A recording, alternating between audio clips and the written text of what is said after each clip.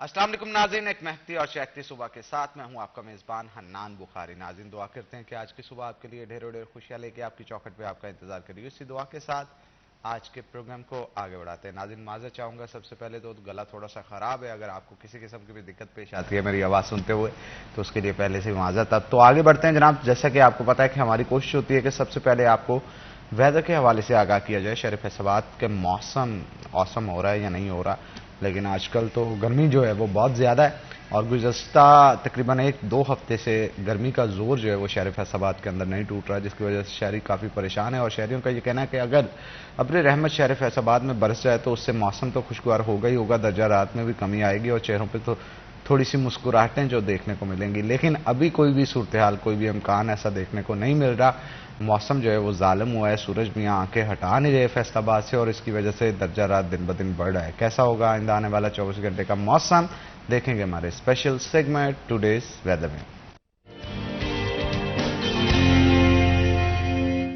मरियम रजा हमारे साथ मौजूद होंगी। मरियम, बताइएगा शहर फैसलाबाद का मौसम कैसा रहेगा? जी बिल्कुल, फैसलाबाद के मौसम की अगर बात करें तो आज गर्मी की शिद्दत जो है वो बढ़ती हुई महसूस की जा रही है। गुज़िश्ता कई दिनों से फैसलाबाद का मौसम जो है इसी तरह से गर्म और खुश्क है। सूरज मियाँ जैसे ही जो है वो दिन का आगाज़ करते हैं तो उसके साथ साथ गर्मी की शिद्दत में एहसास दिलाते हैं। अपनी तीखी किरणों के साथ फैसलाबादियों को जो है वो निढाल कर देते हैं। अगर दर्जा हरारत की बात करें तो आज कम से कम दर्जा हरारत जो है वो 33 डिग्री सेंटीग्रेड रिकॉर्ड किया गया, जबकि दोपहर के वक्त में ज़्यादा से ज़्यादा 39 डिग्री रहने का इम्कान है, लेकिन महसूस जो है वो 43 डिग्री जो है वो किया जाता है। इसके साथ अगर बात करें तो महकमा मौसमियात के मुताबिक हवा में नमी का तनासुब जो है वो बढ़ता हुआ नजर आ रहा है। जैसे जैसे दिन गुजरता है तो हवा में नमी का तनासुब बढ़ता है, तो उसके साथ साथ अब ज़्यादा माहौल जो है वो भी महसूस किया जाता है। महकमा मौसमियात के मुताबिक आइंदा 24 घंटों के अंदर बारिश का कोई भी इम्कान नहीं है, जबकि मौसम जो है इसी तरह से खुश्क और गर्म रहेगा और हवाएं चलने का सिलसिला जो है वो भी किसी हद तक जो है वो थम गया। तो फैसलाबादियों को आइंदा दिनों में भी इस गर्म मौसम को जो है इसी तरह से बर्दाश्त करना पड़ेगा, क्योंकि बारिश जो है फिलहाल नहीं होगी। जी बहुत शुक्रिया मरियम, आप सूरत से आगाह कर रही थी। तो आगे बढ़ते हैं नाज़रीन। जैसा कि आपको पता है कि म्यूजिक की दुनिया में जब भी नाम लिया जाता है शहर फैसलाबाद का नाम सबसे पहले आता है। उसकी वजह सिर्फ और सिर्फ ये है कि जनाब उस्ताद नुसरत फ़तेह अली खान साहब का ताल्लुक जो है वो इस शहर से है और दुनिया भर के अंदर उन्होंने अपना मुकाम पैदा किया, दुनिया भर के अंदर अपने गीतों से अपनी पहचान बनाई, दुनिया भर के अंदर बताया कि ये वो चमकते हुए सितारे हैं जिनके नाम से हमेशा जो म्यूज़िक की दुनिया है वो रोशन होगी। उस्ताद नुसरत फ़तेह अली खान साहब की आज बरसी है जनाब। आज के दिन ही वो हमसे बिछड़े थे और इस दुनिया फ़ानी से कूच कर गए थे। उस्ताद नुसरत फ़तेह अली खान साहब के बारे में मैं थोड़ा सा आपको बता दूं कि वो ऐसे गायक थे, ऐसे कव्वाल थे कि आपने अक्सर दुनिया में सुना होगा ना कि यार बहुत सारे सिंगर्स हैं, इसने ये गाया, उसने वो गाया, इसका ये गाना हिट हो गया, उसका वो गाना फ्लॉप हो गया, लेकिन उस्ताद नुसरत फ़तेह अली खान साहब की गाई हुई हर चीज़ हिट थी। यानी मैंने दुनिया में आज तक कोई ऐसा सिंगर नहीं देखा कि जिसने कुछ भी गाया हो वो हिट हो, और हिट भी इस तरह होता है कि दुनिया भर के अंदर वो पॉपुलर होता है। और आज भी उनके कई साल होंगे उनको हमसे बिछड़े हुए, आज भी बहुत सारी कवालियां जो हर साल कोई ना कोई नई कवाली या तो रीमेक होके या फिर इन्हीं की आवाज़ में ओरिजिनली वायरल हो जाती है, चाहे वो टिकटॉक हो, सोशल मीडिया का कोई भी प्लेटफॉर्म हो।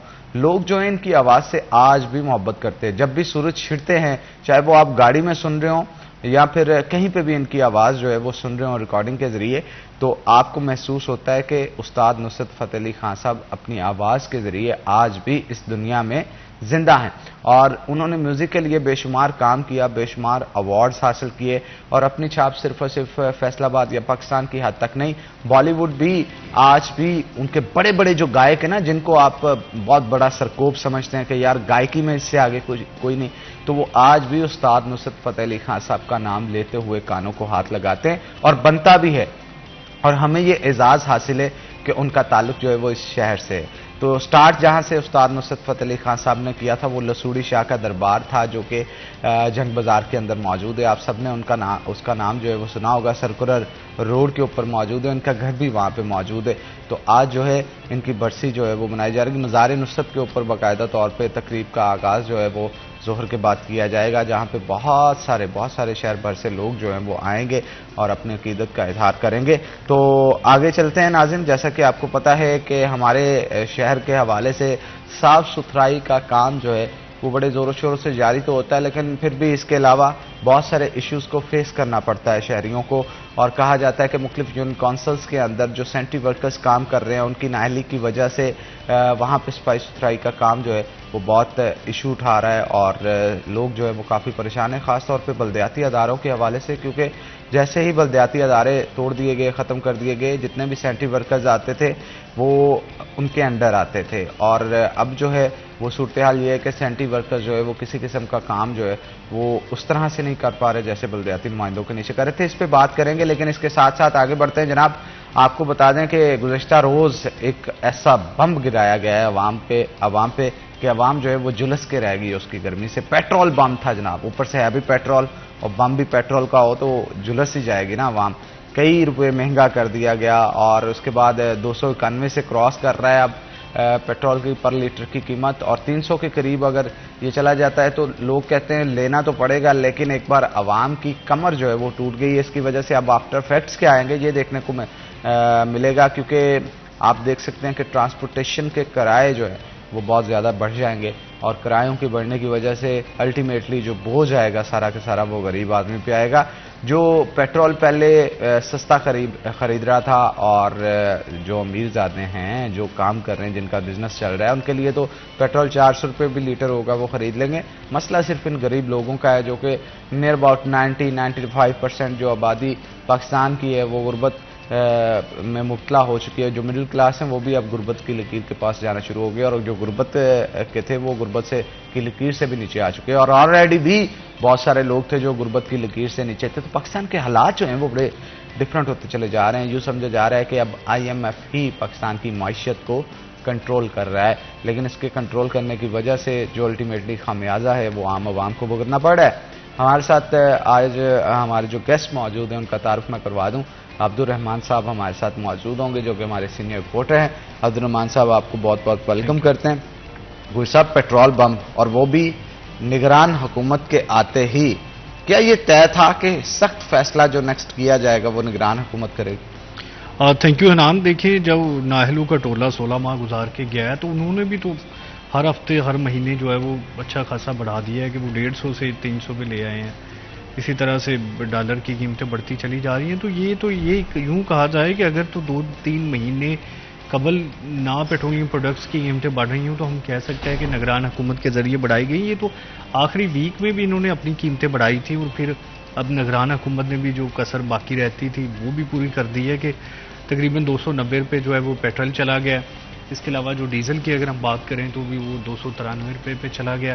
اسی طرح سے اس کا جو آپ بات کریں افیکٹس کی، تو دیکھیں پیٹرولیم پروڈکٹس ہے جن کے بہاف پہ پورا ملک چل رہا ہوتا، کسی بھی دنیا کی اگر بات کر لیں، یہاں پر ٹرانسپورٹیشن جو ہوتی ہے، ٹریولنگ ہوتی ہے، جو جتنی بھی لوگوں نے ایک جگہ سے دوسری جگہ آنا جانا ہے، یا سبزیاں یا فروٹس، کوئی بھی چیز جو ہے ان کی ٹریولنگ، دیکھیں اب جو گاؤں سے شہر میں سبزی آئے گی اس پہ بھی زیادہ پیسے لگیں گے، کیونکہ اگر وہ کسان سے 5 روپے بھی اٹھائی جاتی ہے تو اس پہ پیٹرول اچھا خاصا مہنگا یا ڈیزل مہنگا لگ جائے گا۔ اسی طرح سے جو دوسرے شہر سے آئے گی وہ ہر چیز پہ سمجھ لیں کہ وہ ایفیکٹ پڑتا ہے، اور یہ ہر چیز ہی آٹومیٹک مہنگی ہو جائے گی، کیونکہ کوئی بھی چیز ایک شہر میں نہیں ہوتی نا، ساری باہر سے ہی آتی ہیں۔ دودھ مہنگا ہو جائے گا، اور یہ دودھ ایسی آئٹم ہے جو پہلے سال میں 1 مرتبہ بڑھتی تھی اور اب 4 مرتبہ بڑھ رہی ہے۔ اس کا تازہ اثر یہ پڑے گا کہ یہاں پر جو ہے وہ بیکری آئٹمس مہنگی ہو جائیں گی۔ اس کا اثر یہ پڑے گا کہ یہاں پر قیمتیں جو ہے وہ آٹے کی مہنگی ہو جائیں گی۔ اسی طرح سے جو فیول پرائس ایڈجسٹمنٹ کی مد میں بجلی ہے وہ مہنگی ہو جائے گی۔ جو لوگ ابھی استعمال اس منتھ میں یونٹ کر رہے ہیں یا جو پچھلے منتھ میں کیا ان کو بھی پیسے دینے پڑیں گے زیادہ نا۔ تو یہ کئی طرح کے پرابلمز ہیں جو بڑھتے ہی چلے جاتے ہیں۔ اس وجہ سے پیٹرولیم پروڈکٹس کی قیمتیں بڑھاتے یا کم کرتے وقت ہمیشہ یہ دیکھا جاتا ہے کہ اس سے عوام کو کتنا ریلیف ملنا ہے، لیکن اب یہاں پر مسئلہ یہ آ رہا ہے سب سے زیادہ کہ اب تو جو حکومت ہے وہ منتخب چلی گئی ہے، اب نگران حکومت ہے، تو ان پہ تو کوئی ایسا اخلاقی پریشر بھی نہیں ہوتا، ان کے لیے کوئی ایسا انہوں نے ووٹ بھی نہیں لینے ہوتے نا۔ اب تو جو ہے وہ وزیر اعظم جو شہباز شریف ہے یا مسلم لیگ نون ہے ان پہ تو تنقید بھی نہیں ہوگی نا کہ کیوں قیمتیں بڑھ رہی ہیں۔ تو یہ ساری چیز ہے، یہ سارا بیک گراؤنڈ ہے جس کی وجہ سے جو ہے وہ تمام معاملات خراب ہو رہے ہیں۔ نام IMF ڈیل کا لیا جا رہا ہے، یہ بات کسی حد تک درست ضرور ہے کہ IMF کے مطالبات ہوتے ہیں کہ جو ہے وہ پیسے زیادہ سے زیادہ اکٹھے کیے جائیں، کسی بھی مد میں ٹیکسیشن کی مد میں کیے جائیں، لیکن مسئلہ یہ ہوتا ہے کہ یہ سارا کا سارا بوجھ جو ہے وہ عام صارف پہ ڈالا جاتا ہے۔ دیکھیں عام صارف کو نکالنا کیسے ہے اس بوجھ سے؟ یا تو آپ ان کی یوٹیلیٹی سروسز بہتر کرتے ہیں، یا تو آپ ان کو ٹیکس میں چھوٹ دیتے ہیں، کوئی ایسا کارڈ ایشو کیا جاتا ہے جس سے ان کو جو سودے ہے وہ سستے ملتے ہیں، یا یوٹیلیٹی سٹور سے، یا اس طرح کی کچھ چیزیں میڈیسن یا پیٹرول وغیرہ یہ ایسا کوئی پلان بنایا بھی گیا تھا لیکن اس پہ امپلیمنٹ نہیں ہو سکا. تو اب دیکھیں یہ بوجھ جو ہے وہ ایک عام چھوٹا سا بندہ جو بے روزگار ہے یا اسٹوڈنٹ ہے اس سے لے کر ہر اس بندے پر منتقل ہو رہا ہے جس کی جو ماہانہ آمدن ہے پہلے ہی خاصی کم ہے، اور اب وہ مزید جو ہے وہ پیٹرول کی قیمتیں برداشت کرے گا. اور یہ بھی کہا جا رہا ہے کہ شاید ہر 15 دن بعد اس میں جو اتار چڑھاؤ آتا ہے تو یہ اب بڑھے گا ہی، کم ہونے کا نام نہیں لے گا. بالکل آپ نے ٹھیک کہا. تو ناظرین اب ہم پیٹرول کے حوالے سے تو آپ سے گفتگو کی، شہر کی صفائی ستھرائی کے حوالے سے بھی آپ سے گفتگو کر رہے تھے. تو ابھی ہمیں جوائن کیا ہے عظیم شوکت صاحب نے جو کہ ڈی جی ہیں FWMC کے. آپ کو ویلکم کرتے ہیں جی شو کے اندر. اور شہر کے حوالے سے اب ہم گفتگو کریں گے کہ کس طرح سے اس کی صفائی مہم کو لے کے چلا جا رہا ہے، آنے والے دنوں کے اندر اس کی اسٹریٹجیز کیا ہوں گی، اور ڈمپ سائٹس کے اوپر ہم گفتگو کریں گے، کتنا کچرا ہے جو کہ شہر سے اکٹھا کیا جا رہا ہے، ان تمام تر چیزوں کے حوالے سے جانیں گے. عظیم صاحب سب سے پہلے تو مجھے یہ بتائیے گا کہ شہر اگر ڈسٹرکٹ فیصل آباد کی بات کریں تو کتنا کچرا ہے جو کہ روزانہ کی بنیاد پہ لوگوں سے پروڈیوس کیا جا رہا ہے، اور سب سے زیادہ بوجھ آپ کو کس حلقے پہ نظر آتا ہے کہ یار سب سے زیادہ جو کچرا اکٹھا ہوتا ہے یا صفائی ستھرائی کے لیے بوجھ ہوتا ہے وہ اس علاقے پہ ہوتا ہے؟ تو اس کے لیے اسٹریٹجی کیا بنائی گئی ہے آپ؟ جی تقریباً آلموسٹ جو ہے نا 1300 سے لے کے بٹوین 1500 ٹن جو جدید کوڑا اکٹھا ہم کرتے ہیں، اور یہ اس کا جو ڈائریکٹ تعلق ہے وہ بالکل آبادی کے ساتھ ہے. ایسی یوسیز جو زیادہ گنجان آباد ہے وہاں زیادہ کوڑا پروڈیوس کیا جاتا ہے، جیسے ہماری جو شہر والی یوسیز ہیں، اور خاص طور پہ جس میں میں بتاؤں گا کہ جہاں آپ کے 8 بازار ہیں وہاں جو پروڈکشن میں بہت زیادہ ہوتی ہے. ڈیفینیٹلی وہاں پہ رہائشی بھی ہیں اور چھوٹے سے ایریا میں بہت ساری دکانیں بھی ہیں، وہاں بہت سارا فٹ فال بھی ہے. ڈیفینیٹلی وہاں پہ جو اس کی جو کلیکشن اور پروڈکشن ہے وہ بہت زیادہ ہوتی ہے. تو جو ہمارا پرٹیکولر ٹپیکل جو شہر والا ایریا ہے اس کی پروڈکشن بہت زیادہ ہوتی ہے. اور ہمیں ڈیفینیٹلی جہاں ہمیں زیادہ برڈن ہوتا ہے یا جہاں پہ زیادہ ہمارے وہ پروڈکشن ہوتی ہے کوڑے کی اٹھانے کے لیے، وہ جو وہاں جو ہمارے ریسورسز وہ بھی ہمیں زیادہ لگانے پڑتے ہیں. اب تقریباً 78 ورکرز ہم نے لگائے ہوتے ہیں صبح 4 سے آنورڈ نارتھ بازار کے اندر، اور اسی حساب سے پھر جو ہماری گاڑیاں ہیں ٹپرز ہیں وہ بھی وہاں پہ لگائی ہوتی ہیں. اس کے علاوہ ایسے ایریاز جہاں پہ آپ دیکھتے ہوں جیسے جلدی مارکیٹ ہے جہاں پہ ریڈیاں بہت زیادہ لگتی ہیں، وہاں پروڈکشن بہت زیادہ ہوتی ہے. اور وہ ایک جو ہے نا کنٹینیوس عمل بھی ہوتا ہے کہ دن میں ایک دفعہ صاف کرنے سے وہ صاف نہیں ہوتی. آپ صبح صاف کرتے ہیں، جب وہ شاپس کھلتی ہیں 9 بجے دیر اگین ڈرٹی، پھر اگین ان نیڈ آف صفائی کے لیے اس کو ضرورت ہوتی ہے.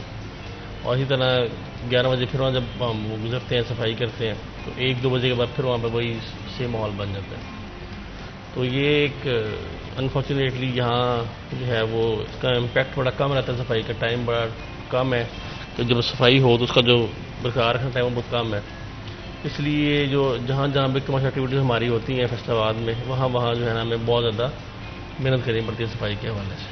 اچھا عظیم صاحب آپ نے اکثر دیکھا ہوگا کہ ڈسلٹنگ کے بعد بہت جو وہ گارا وغیرہ باہر نکلتا ہے اس کو کئی دن لگ جاتے ہیں اٹھانے کے لیے، اس کی کیا وجوہات ہوتی ہیں؟ بہت سارے علاقوں میں اگر دیکھا جائے تو جب گٹروں کی صفائی کی جاتی ہے، سیوریج کی صفائی کی جاتی ہے تو یہ کہا جاتا ہے جو سینٹری ورکرز ہوتے ہیں کہ یہ ان کا کام نہیں ہے ان چیزوں کو اٹھانا وہاں سے. تو بات بھی ان کی ٹھیک ہے لیکن دوسرے ڈپارٹمنٹس بھی آ کے وہاں پہ کام نہیں کر رہے ہوتے، الٹیمیٹلی خمیازہ تو عوام کو بھگتنا پڑتا ہے. اس کے لیے کیا اسٹریٹجی ہوتی ہے؟ کیا ون ونڈو آپریشن نہیں کوئی ہو سکتا، دوسرے ڈپارٹمنٹس کو جوائن کر کے کوئی آپریشن کیا جائے؟ بالکل ہو سکتا ہے ون ونڈو آپریشنس.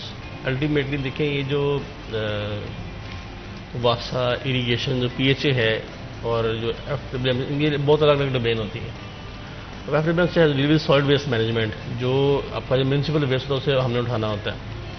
واسا اپنی ٹینڈرنگ کرتا ہے، واسا میں مشینری یوز کرتا ہے، وہ ڈسلٹنگ کرتا ہے بڑے بڑے مین ہولس کی، اور اس میں اچھی تعداد میں وہ ڈسلٹ باہر نکلتا ہے. میں اٹھانا بھی اس کی ذمہ داری ہے. اگر آپ نے بھی دیکھا ہے، میں نے بھی دیکھا ہے کہ وہ ذمہ داری اسی طرح سے پوری نہیں کی جاتی. الٹیمیٹلی وہ عوامس پر کرتے ہیں اور پھر ہمیں بہت زیادہ کمپلیٹ جنریٹ ہوتے ہیں اور ہمیں اٹھانا پڑ جاتا ہے. سیم اس کیس ود اریگیشن ڈپارٹمنٹ، جب بھی وہ نالوں کی بل صفائی وغیرہ کرتے ہیں وہ ساری باہر نکال کے باہر نکال دیتے ہیں. جیسے راجبار روڈ کے اوپر دیکھا ہوگا آپ نے، برسات سے پہلے انہوں نے صفائی کی تھی، تو بہت ساری سیٹ جو ہے وہ ابھی بھی آپ کو نظر آتی ہوگی. الٹیمیٹلی ہم نے ہمیں وہ اٹھانی پڑتی ہے. سیونگ پی ایچ اے، اس پی ایچ اے جو ہے وہ صبح 9 بجے جب ہم اپنی ساری صفائی مکمل کر چکے ہوتے ہیں تب وہ اپنی وہ کام شروع کرتے ہیں، تو روڈس کے اوپر آپ کو پتا ہوگا وہ پتے جھاڑیاں وہ گری نظر آتی ہیں. الٹیمیٹلی ہم نے کئی دفعہ ریکویسٹ بھی کی ہے اور کئی دفعہ یہ ڈی سی صاحب کی میٹنگ میں ریز کیا کہ جو محکمہ ہے وہ اپنا کام مکمل کیا کرے. اگر ڈی سلٹنگ کرنی ہے، ڈی سلٹنگ کرنا بھی ضروری ہے اور اتنا ضروری ہے کہ آپ اٹھا بھی لیں. انفارچونیٹلی جو مین شاہ رہے ہیں وہاں سے اٹھا لیتے ہیں، مگر چھوٹی موٹی ہماری گلیاں ہیں یوزلی وہاں سے نہیں اٹھاتے. الٹیمیٹلی ہمیں وہ ڈرائز کرتا ہے یہ والا معاملہ. تو کیوں نہیں یہ ہو سکتا ہے 1 پوائنٹ آپ کہہ لیں کہ 1 بھی ہو سکتا ہے کہ جب بھی پی ایچ اے نے، واسا نے، ایریگیشن نے کام کرنا ہو ہمیں آن بورڈ لے لیں کہ جی ہم نے اس روڈ پہ جو ہے نا وہ ڈیسلٹنگ کرنی ہے، پی ایچ اے نے کانٹ چھانٹ کرنی ہے اور ایریگیشن نے بل صفائی کرنی ہے. ہم اپنی جو ٹیمز ہیں وہ ساتھ روانہ کریں تاکہ جو ہے وہ روڈ پہ نہ پھینکیں، وہیں سے ہماری گاڑیوں میں شفٹ کر دیں یا ہم اپنی گاڑیاں لیں. الٹیمیٹلی ان کے پاس ریسورسز بھی ہیں، کیپیسٹی بھی ہے، وہ اسے ساتھ اٹھا لینا چاہیے. مگر وہ بس آپ کہہ لیں کہ وہ ایک متھ بنا ہوا ہے، ایک ربش ایسی بن چکی ہے جو کہ بڑی انفارچونیٹ ہے. سلٹ جب نکالتے ہیں تو بڑا گیلا ہوتا ہے اور گیلا ہوتا ہے، وزنی بھی ہوتا ہے. تو واسا والے خود بھی اسے جو ہے نا وہ ڈیلے کرتے ہیں کہ سوکھ جائے اور ہلکا ہو جائے تاکہ ہم اسے اٹھا لیں.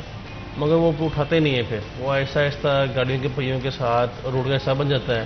الٹیمیٹلی وہ ڈسٹ میں جو ہے نا وہ شامل ہو جاتا ہے. یہ ایک بڑا انفارچونیٹ سا ہے، مگر اس پہ جو ہے نا وہ تمام محکمے نے سوچنا چاہیے کہ اس طرح سے کام نہیں چلے گا. اچھا عظیم صاحب، بہت سارے لوگوں نے ہمیں اس حوالے سے رابطہ بھی کیا ہے.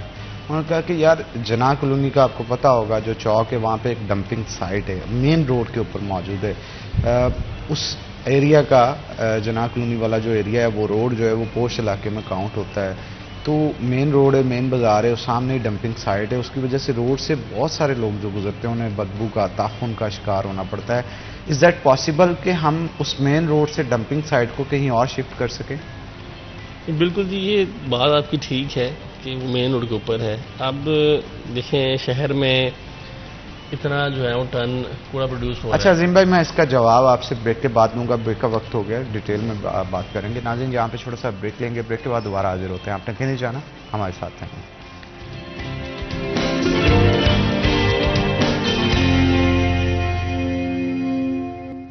ویلکم بیک ناظرین، بریک کے بعد خوش آمدید. ناظرین عظیم شوکت اوان صاحب ہمارے ساتھ موجود ہیں اور بریک پہ جانے سے پہلے عظیم بھائی وہ ڈمپنگ سائٹ کے حوالے سے گفتگو ہو رہی تھی. کہیں از دیٹ پاسبل کہ ہم اس کو آؤٹ آف سٹی یا کسی ایسی لوکیشن پہ موو کر دیں جہاں پہ پبلک کا ذرا گزر بسر جو ہے وہ کم ہو؟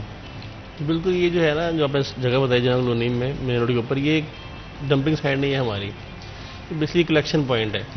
جو آس پاس کی یوسیز ہیں وہاں سے جو ہم ویسٹ اکٹھا کرتے ہیں وہ یہاں لا کے ہم اسے وہ ٹیمپریری اسٹور کرتے ہیں، یا پھر جو ہماری بڑی گاڑیاں وہ یہاں سے لے کے ہماری جو ڈمپنگ سائٹ ہے وہاں پہ سے لے کے جاتی ہیں. اب یہ پورے شہر میں تقریباً 12-13 پوائنٹس بنتے ہیں جو ڈفرینٹ لوکیلٹیز میں ہے، جہاں سے ہم جو ہے نا ہماری وہ ٹی سی پیز ہم جیسے بولتے ہیں اپنی زبان میں، ٹیمپریری کلیکشن پوائنٹس. یہ 12 پوائنٹس ہمارے ہیں، اسکیٹرڈ ہے پورے شہر میں، جہاں وہاں کوڑا اکٹھا ہوتا ہے اور وہاں سے ہم آگے انہیں لے کے جاتے ہیں. یہ پوائنٹ بس ان میں سے ایک پوائنٹ ہے. تو یہ ہم کوشش یہ کرتے ہیں کہ ہم جو پوائنٹ جو ہے نا شام 3 سے پہلے 4 سے پہلے بالکل خالی کر دیں. یہاں جو ہے نا جو ویسٹ صبح آتا ہے وہ 3 سے 4 بجے تک بالکل زیرو ویسٹ کر دیتے ہیں. مگر جیسے ہی کہ جگہ سوٹیبل ملتی ہے آس پاس کی لوکیلٹی میں، ویسنٹی میں، جہاں اس کو جو ہے نا ہم شفٹ کر سکیں ڈیفینیٹلی ہم شفٹ کر دیں گے. مگر اب کیونکہ وہ آبادی اتنی گنجان آباد ہو چکی ہے کہ کوئی ایسے خالی پلاٹس اویلیبل نہیں ہیں جہاں پہ ہم سے شفٹ کیا جا سکے. الٹیمیٹلی جب تک ہمارا یہ جو ہے نا وہ میکنزم یہ والا ہوگا پرائمری اور سیکنڈری کلیکشن والا، اس طرح نہیں چلتا رہے گا. یہ ہمارے پرائمری کلیکشن پوائنٹس ہیں، کوشش کریں گے اسے ہم بہتر کر لیں، اس کی 4 دیواری کر لیں، اس پلانٹیشنز کر لیں. اور اگر ہمیں کوئی فیوچر میں مشینری سے مل جاتی ہے تو ہم اسے کوئک جو ہے وہ صاف بھی کر دیا کریں. یعنی کہ کوشش کریں گے صبح 4 بجے شروع ہوتا ہے آس پاس کے علاقے میں صفائی کے حوالے سے 9 بجے تک یہ بھر جاتا ہے. تو 9 سے اگر 2-3 گھنٹے میں ہم خالی کر دیں. ابھی ہم خالی کرتے ہیں 3-4 بجے تک، اگر مشینری بہتر ہوتی تو پھر 12 سے پہلے خالی کر دیں. یہ بھی تو پاسبلٹی، اگر ہم اسے موو نہیں کر سکتے، وہاں پہ کلیکشن پوائنٹ ہے تو وہ کیونکہ مکمل روڈ پہ موجود ہے، پیچھے ایگریکلچر یونیورسٹی کی بہت ساری سپیس موجود ہے، اگر تھوڑا سا ہم اسے پیچھے کر لینا تو وہاں سے جو تعفن روڈ سے گزرتے ہوئے بہت سارے لوگوں کو پریشانی ہوتی ہے نا، پھر آپ کو پتہ ہے کیونکہ وہاں پہ کلیکشن پوائنٹ ہے، اس کی وجہ سے چیل عقاب بہت زیادہ وہ وہاں پہ گھوم رہے ہوتے ہیں. تو اگر اسے تھوڑا سا ایگریکلچر یونیورسٹی کے وائس چانسلر سے بات کر کے سپیس لے کے تھوڑا سا پیچھے شفٹ کر دیا جائے تو میرا خیال ہے اس سے بھی کافی بہتری آ سکتی ہے، آگے پلانٹیشن ہو جائے، پیچھے جو ہے وہ سائٹ بن جائے. ڈیفینیٹلی اگر وہ اگر بات پہ ایگری ہو جائیں جو وائس وی سی صاحب ہیں تو ہم سے شفٹ بھی کر دیں گے. سر آپ ایگری کریں وی سی صاحب سے ملاقات کروانا میرا کام ہے جناب، آپ سے آپ بس ہم ہی بنیں. ہم ایگری آپ بس ملاقات کریں. چلیں انشاءاللہ جی، وائس چانسلر صاحب سے میں بات کر کے ہم کوشش کرتے ہیں آپ کی ملاقات کروانے کی اور وہاں پہ بیٹھ کے اس حوالے سے ڈسکشن کر کے، کیونکہ یہ پبلک کے لیے کام ہے. اگر ہو جائے تو بہت سارے لوگوں نے جنہوں نے ہمیں کہا ہے ان کا اگر بھلا ہو جاتا ہے ہمیں دعائیں دیں گے، تو ہم کوشش جو ہے وہ اس حوالے سے ضرور کریں گے. عبدالرحمان صاحب بھی ہمارے ساتھ موجود ہیں، ان سے بھی بات کرتے ہیں. رحمان صاحب، یہ کلیکشن پوائنٹس جو جیسے اس کلیکشن پوائنٹ کی عظیم صاحب سے بات ہو رہی تھی، شہر کے مختلف کلیکشن پوائنٹ سے آپ کیا سمجھتے ہیں کہ یہ رائٹ سپیسز پہ موجود ہیں؟ کیونکہ جس وقت یہ بنائے گئے تھے تب آبادی کا تناسب جو ہے وہ ان علاقوں کے اندر بہت کم تھا، تو ابھی موجودہ صورتحال کو دیکھتے ہوئے آپ کا کیا کہنا ہے؟ حنان، یہ جب بنائے گئے تھے تب بھی یہ کنٹروورشلی تھے، تب بھی یہ معاملہ تھا. آبادی تو فیصل آباد میں ہمیشہ سے رہی ہے یہاں پر، کیونکہ جب کمپنی وجود میں آئی ہے تو تب بھی جو پاپولیشن اچھی خاصی تھی. تو یہ مسئلہ تو یہ ہے کہ اب ان کا تب یہ تھا کہ یہ عارضی بنائے جائیں گے اور ان کا کوئی نہ کوئی مستقل حل نکالا جائے گا. انفارچونیٹ یہ ہوا کہ کمپنی جس مقصد کے لیے تھی کہ یہ لوگوں پہ ٹیکس لگائے گی، فیس ہوگی کوڑا اٹھانے کی، دیکھیے سارے واسا اب اپنی فیس چارج کرتا ہے اور اب تو اس نے جو ہے وہ 5-7 ہزار کے قریب کر دی ہے. پیسکو کرتا ہے، سوئی گیس والے کرتے ہیں. یہ کمپنی کا بھی مقصد یہی تھا کہ یہ فیس چارج کرے گی اور پھر جو اپنے ریسورسز سے کام لیتے ہوئے جو ہے وہ ان چیزوں کو بہتر کرے گی. جو پولیٹیکل گورنمنٹ ہے وہ ڈیسیجن نہیں لے سکی شہباز شریف کی نا، آنے والی پھر بزدار کی بھی نہیں لے سکی. تو یہ معاملہ جو ہے وہ پینڈنگ ہی چلا آ رہا ہے ابھی تک. تو یہ سارے پیسے جو ہے وہ پنجاب حکومت کی جانب سے دیے جاتے ہیں، تو وہ بمشکل اتنے پیسے ہوتے ہیں کہ جس سے ان کا روزمرہ کا سیٹ اپ چل جائے. ایون کہ ملازمین میں بھی کمی آئی ہے، جو پہلے زیادہ ہونے چاہیے تھے وہ کم ہوتے جا رہے ہیں. مشینری نئی خریدی نہیں جا رہی. تو یہ ساری چیزیں عارضی کلیکشن پوائنٹ کا مطلب تو یہ ہے کہ 2-3 گھنٹے میں جو ہے وہ ختم ہو جائے، پھر تو کسی کو فیل بھی نہیں ہوگا نا لوگوں کو رکنے سے پہلے اگر وہاں پر مشینری کی مدد سے چلا جائے. اور یہ آپ کی بات بڑی ویلڈ ہے کہ اب اس کو اگر پوائنٹس مزید دیکھے جائیں، لیکن مسئلہ تو وہی ہے نا کہ شہر تو بہت گنجان آباد ہے، جہاں بھی بنا وہاں پہ کنٹروورشلی ہوگا، لوگوں کی کمپلینٹس آئیں گی. اس وجہ سے چلیں ہم اس پہ مزید گفتگو کرتے ہیں. میں ناظرین کو مخاطب کرنا چاہتا ہوں، کسی قسم کے ایشوز ہیں آپ کو، لائیو کال کے لیے آپ کی اسکرین پہ نمبر دیا جا رہا ہے، تو بریک کے بعد ہم حاضر ہوں گے. اگر آپ کی کوئی کیوریز ہیں تو آپ لازمی طور پہ لائیو کال کے اندر دے سکتے ہیں. یہاں پہ دیں گے چھوٹا سا بریک کے بعد دوبارہ حاضر ہوں گے. آپ نے کہیں نہیں جانا، ہمارے ساتھ ہیں.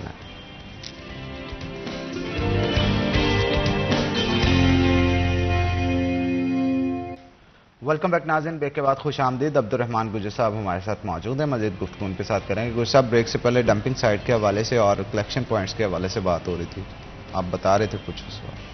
حنان دیکھیے، یہاں پر مسئلہ یہ ہے کہ ابھی تو پراپر جو ہے وہ ڈمپنگ سائٹ بھی ہمارے جو فیصل آباد میں نہیں بنائی جا سکی. بارہا جو ہے پلان کیا گیا بنائی جائے گی. تو یہ جو کلیکشن سینٹر عارضی بنائے گئے ہیں ان کو واقعتاً بہتر ہونے کی ضرورت ہے. یہ آپ کا پوائنٹ بڑا ویلڈ ہے کہ جہاں اسپیشلی پبلک پاپولیشن زیادہ ہے وہاں پہ کچھ ایسا پروسیجر ہونا چاہیے کہ یا تو وہ بالکل بیک پہ ہوں، گلیوں میں ہوں جہاں پہ پاپولیشن زیادہ نہ ہو، مین روڈز پہ نہیں ہونا چاہیے، یا پھر اس کو خالی کرنے کے حوالے سے کچھ ایسا ہونا چاہیے کہ 12 بجے سے پہلے وہ خالی ہو جائیں. تو یہ FWMC کے لیے واقعتاً بڑا چیلنج ہوگا. عظیم شوکت صاحب کے آنے کے بعد کافی چیزیں بہتر ہوئی ہیں، شہر کی صفائی بہتر ہوئی ہے. تو کچھ اور اگر یہ اس طرح کے سٹیپس لے جاتے ہیں تو یہ پبلک کے لیے بھی بڑا اچھا ثابت ہوگا، اسپیسیفک ان لوگوں کے لیے جہاں پہ بنی ہوئی ہے، کیونکہ ان کی دکانوں کا یا گھروں کا وہ سسٹم بڑا متاثر رہتا ہے. اور اسپیشلی جب ہوا چلتی ہے تو پھر وہ ہوا جو ہے وہ مسلسل بدبو والی چلتی ہے. ادھر اس مخصوص علاقے کی میں بات کر رہا ہوں جہاں بھی بنے ہوئے ہیں. تو ان کا کوئی پراپر مستقل حل ہونا چاہیے. عارضی کلیکشن سینٹر ہے، ختم کر کے کچھ مستقل بنا دیں، ان جگہوں پہ بنا دیں جہاں پہ سرکاری جگہ خالی پڑی ہوئی ہے، یا کچھ بھی کوئی ایسا پوائنٹس یا شہر کے ارد گرد کچھ بنا دیں تاکہ جو لوگوں کی زندگی آسان ہوئے. یہ اس پہ کچھ نہ کچھ سوچنا ضروری ہے. بالکل ٹھیک کہا آپ نے. اور واقعتاً جب سے عظیم صاحب آئے، لاسٹ جو ہمارا عید کا فنکشن گزرا اس میں بھی بڑی کمپیٹنسی کے ساتھ انہوں نے جو ہے وہ کام کیا ہے اور شہر بھر کے اندر صفائی ستھرائی کا جو نظام تھا وہ دیکھنے لائق تھا. اس دفعہ ہمیں یہ ضرورت نہیں پڑی کہ یار روڈ کے اوپر فلاں چیز پڑی ہے فلاں چیز پڑی ہے, تو ایک اچھے میکانزم کے ساتھ بندہ کال کرتا تھا, خود FWMC کے لوگ آتے تھے, وہ جتنی بھی علائشیں تھیں وہ اٹھا کے لے جاتے تھے. تو عظیم صاحب آگے آپ کا پلان کیا ہے؟ شہر کو لے کے آپ کچھ سوچتے ہیں کہ اس کو اس طرح سے لے کے چلنا ہے, صفائی کا نظام کچھ اس طرح سے بنانا ہے, کوئی ہرڈلز آ رہی ہیں آپ کو, ان کو کس طرح سے دور کیا جائے گا, کوئی پلاننگ کی آپ؟ جی بالکل, ابھی جو ہے نا وہ ہم جائیں گے ٹورڈز, ہم سوچ یہ رہے ہیں کہ ہم جو ہے نا جو ہماری میکینیکل صفائی ہے وہ اس کو ایکٹیو کریں اور ان کریں. ڈیفینیٹلی آپ نے دیکھا ہوگا کہ ابھی ہم نے شہر میں جو ہے نا میکینیکل سویپنگ شروع بھی کر دی ہے, اور رات کو ہماری گاڑی نکلتی بھی ہیں اور وہ ڈفرینٹ روڈس کو جو ہے نا وہ اسکریپنگ کرتی ہیں اور بہتر بناتی ہیں. اس کے بعد جو ہمارے ورکرز ہیں وہ ہم روڈ پہ نہیں لگاتے, وہ ہم ورکر یوزز میں لگاتے تاکہ وہ ان کی صفائی بہتر ہو جائے. ایک تو الٹیمیٹلی یہ جو ہمارا ایک اسٹیپ ہے towards we are going towards automation, کہ ہم نے جو ہے وہ اب کم رلائی کرنا ہے, کیونکہ ایک مشینری کم وقت میں بہت زیادہ کام کر دیتی ہے. جو کام ہم ایک روایتی طور پہ لیبر سے 8-10 گھنٹوں میں لیتے ہیں, وہی ہمارا کام جو مشینری 1-2 گھنٹے میں کر دیتی ہے. تو جو روڈس کے تو ہمیں جو ہے 4-5 گاڑیاں ہمارے پاس ہیں, باقی فیوچر پلان بھی ہے کہ مزید کریں, پروکیور بھی کریں گے, اور ہم کم رلائی کریں گے HR کے اوپر تاکہ زیادہ رلائی مشینری کے اوپر کریں گے. ایک تو ہمارا یہ پلان ہے. دوسرا اب ہمارا زیادہ فوکس یوسیز پہ ہے کہ آنے والے دنوں میں ہم کرنے یہ جا رہے ہیں کہ ہم نے ایک ماڈل یوسیز بنانا چاہ رہے ہیں. ہم نے ایکسپیریمنٹ بھی کر لیا ہے, ہم نے ہر ایریا میں 1-2 یوسیز بنائی ہیں جو ماڈل یوسیز تھی, اس سے ہمیں اچھا رسپانس بھی آیا. تو اب ہم جو ہے وہ ہمارا روڈ پہ جو ہمارا ورکر لگا ہوا ہے وہاں سے ہم ورکر کو اسپیئر کریں گے, وہ ہم آٹومیشن پہ جائیں گے, اور وہاں سے ہم جو ہے نا وہ ورکر کو پوش کریں گے ٹورڈز یوسیز پہ پش کریں گے, ایڈجسٹ کریں گے, تاکہ جو ڈور اسٹیپ پہ جو صفائی ہے وہ بہتر کی جا سکے. الٹیمیٹلی اب آنے والے کچھ دنوں میں روڈ کے ساتھ ساتھ ہمارا جو ہے نا وہ فوکس ہو جائے گا یوسیز بھی, تاکہ ہم یوسیز میں جو ہے وہ ان کی جو ہے نا وہ صفائی بھی کریں, کلیکشن بھی کریں, اور ہم پرماننٹ جو ہے پرماننٹلی ہم نا ایک ورکرز کو گلیاں تفویض کر دیں گے, جی گلیاں آپ کی ہیں, اور وہ جو گلیوں کے مکین انہیں بھی بتا دیا جائے گا یہ گلیاں اس بندے نے اس سپروائزر نے صاف کروانی ہے اور کرنی ہے. تو الٹیمیٹلی یہ ایک ہم ایسا ایک ہائبرڈ ماڈل بنا کے دینے لگے ہیں جس میں جو عوام ہے اور جو ہمارا اسٹاف ہے دونوں کو پتہ ہے کہ جی میں نے کون سی گلیاں محلے صاف کرنے ہیں, اور محلے والوں کو پتہ ہوگا کہ ہم نے صفائی کس سے کروانی ہے. الٹیمیٹلی جب کوئی بیچ میں گیپ پیدا ہوگا ہمیں بڑی اسپیسیفک کال رسیو وصول ہوگی, جی فلاں اسی کی فلاں گلی میں صفائی نہیں ہو رہی, یہ والا بندہ جو ہے وہ کام پہ نہیں آ رہے ہیں, کام پہ جو ہے وہ اس کا فوکس نہیں ہے. الٹیمیٹلی ہم جو ہے وہ بالکل پن پوائنٹ پہ پہلی کال میں ہم پن پوائنٹ کر لیں گے کس ایریا میں کیا ایشو آ رہا ہے. ایک تو ہمارا جو ہے وہ جو ہمارا یہ والا پلان ہے. تھرڈ جو ہے وہ ہمارا پلان یہ ہے کہ ہم جو ہے نا وہ ہم نے PC1 تیار کیا ہے, ہم بھجوا رہے ہیں گورنمنٹ کو کہ پورے پاکستان میں کوئی بھی سائنٹیفک ڈمپنگ سائٹ نہیں ہے. تو ہم کوشش یہ کر رہے ہیں کہ ہم اس میں PND کو انوالو کر لیں, CNW کو انوالو کر لیں, اور فیصلہ آباد میں جو جگہ ہمیں دی گئی ہے لینڈ فل سائٹ کے لیے وہاں پہ ہم سائنٹیفک لینڈ فل سائٹ ڈیولپ کروا لیں, تاکہ وہاں ویسٹ سیگریگیٹ ہو جائے, اور جو اتنی کلیکشن ہماری ہوتی ہے اس میں سے کچھ ویسٹ جو ریسائیکل ہو جائے گا, اس میں سے ری یوز ہو جائے گا, اور جو بالکل ریوزیبل نہیں ہے وہ اس میں ڈمپ کر لیں گے. تو سائنٹیفک بنیادوں پہ ہمیں تھوڑی سی وہ اس میں ہم کر رہے ہیں, تاکہ ایک تو یہ پورے پاکستان میں ایک ایگزامپل بنے فیصلہ آباد کہ جی یہاں پہ ایک سائنٹیفک ڈمپنگ سائٹ بن چکی ہے. ایون جو لاہور والی بھی ہے وہ بھی پراپر ڈمپنگ سائٹ نہیں ہے, وہاں بھی جو ہے وہ کوڑا پھینکتے ہیں اور مٹی ڈال دیتے ہیں. تو یہ کوئی سلوشن نہیں ہے, ایک بڑا وائڈ سلوشن نہیں ہے کہ اسے کیپ کر دیں اور وہ نیچے وہ گلدا سڑتا رہتا ہے, مگر وہ گلدا سڑتا نہیں ہوگا, وہ ویسے بالکل رہتا ہے, چاہے آپ سالوں بعد بھی کھودیں تو وہ نیچے ویسے نکل آئے گا. تو یہ جو 3-4 اسٹیپس ہیں یہ الٹیمیٹلی ایک بڑا جو ہے نا وہ آپ کہہ لیں کہ ایک اچھا وہ ثابت ہوگا صفائی کے حوالے سے. اور ایک ہم چاہتے ہیں کہ ہم فیصلہ کا مثال بھی بنائیں کہ یہاں ایک ڈمپنگ سائٹ بن جائے, تاکہ جو باقی تمام اضلاع ہیں اسے کاپی بھی کر لیں, اور یہ تاکہ ہم آپ کہہ لیں گے ایک ایکسپیریمنٹ ہی ہوگا, اور شاید پاکستان کی پہلی سائٹ ہوگی اگر ہم اس میں کامیاب ہوتے ہیں تو. چلیں جی، ہم امید کرتے ہیں انشاءاللہ آنے والے دنوں کے اندر بہتری آئے گی. آپ دونوں کا بہت شکریہ، آپ لوگ شو میں آئے. اسی کے ساتھ ناظرین جہاں پہ چھوٹا سا بریک کے بعد دوبارہ حاضر ہوں گے. آپ نے کہیں نہیں جانا، ہمارے ساتھ ہیں.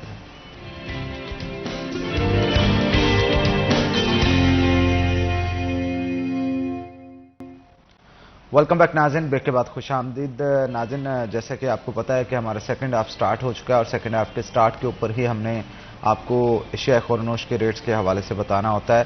تو کیا ہوں گے آج اشیاء خورنوش کے ریٹس، مارکیٹ کمیٹی کا اس حوالے سے کیا کہنا ہے، دیکھیں گے ہمارے اسپیشل سیگمنٹ آج کے بھاؤ میں.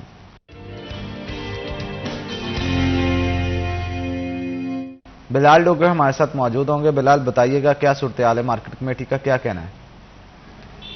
جی بالکل، مارکیٹ کمیٹی فیصل آباد کی جانب سے آج بروز بدھ کی ریٹ جو جاری کا فارمی بھی مہنگے ہوئے ہیں 2 روپے درجن اور 288 سے 290 روپے درجن، یعنی کہ 300 اوپن مارکیٹ میں کراس کر گئے، جبکہ برالر مرغی کا گوشت 650 اوپن مارکیٹ میں کراس کرتا دیکھا جا رہا ہے. اور اگر بات کریں سبزیوں کی تو اتار چڑھاؤ ہے، جبکہ کمی زیادہ دیکھی جا رہی ہے. اگر پھلوں میں دیکھیں تو تیزی زیادہ ہے. آلو جو ہے وہ 74 روپے کلو ہے، پیاز 55 روپے کلو ہے، ٹماٹر 115 روپے کلو ہے، سبز مرچ 75 روپے کلو ہے. ادرک تھائی لینڈ 10 روپے مہنگا ہوا ہے، 910 سے 920 روپے کلو ہو گیا ہے. لہسن چائنا 10 روپے مہنگا ہوا ہے، 400 سے 410 روپے کلو ہو گیا ہے. یہ توری 10 روپے مہنگی ہوئی ہے، 75 سے 85 روپے کلو ہوئی ہے. کریلا 5 روپے مہنگا ہوا ہے، 120 سے 125 روپے کلو. حلوہ کدو 5 روپے مہنگا ہوا ہے، 55 روپے سے 60 روپے کلو. بینگن 15 روپے سستے ہوئے ہیں، 125 سے 110 روپے کلو. بھنڈی توری 25 روپے سستی ہوئی ہے، 110 سے 185 روپے کلو. 110 سے کم ہوتے ہوئے 85 روپے کلو. سیب گاچا 10 روپے سستا ہوا ہے، 180 سے 170 روپے کلو. کیلا 130 روپے درجن پہ برقرار ہے. امرود 5 روپے مہنگا ہوا ہے، 55 سے 60 کا. ناشپاتی 5 روپے سستی ہوئی ہے، 135 سے 130 کی. انگور گولا 10 روپے مہنگا ہوا ہے، 150 سے 160 کا. انگور سندرخانی 10 روپے سستا ہوا ہے، 250 سے 240 کا. آڑو 10 روپے مہنگا ہوا ہے، 160 سے 170 روپے کلو. میٹھا 10 روپے مہنگا ہوا ہے، 140 سے 150. آم چونسا 10 روپے سستا ہوا ہے، 160 سے 150.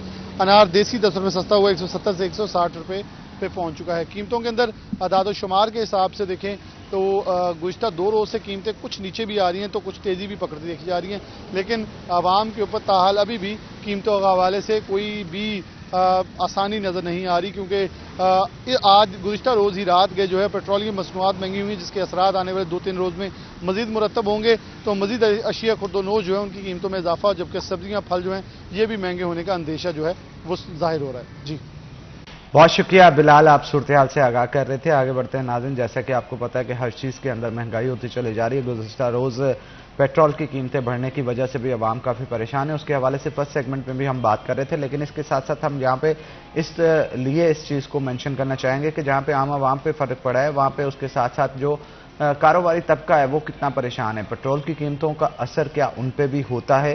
کوئی بھی کاروبار ہوتا ہے، کہا جاتا ہے کہ ڈائریکٹلی یا انڈائریکٹلی اثر انداز مہنگائی جو ہے وہ لازمی طور پہ ان کے اوپر امپیکٹ اپنا کہیں نہ کہیں چھوڑتی ہے.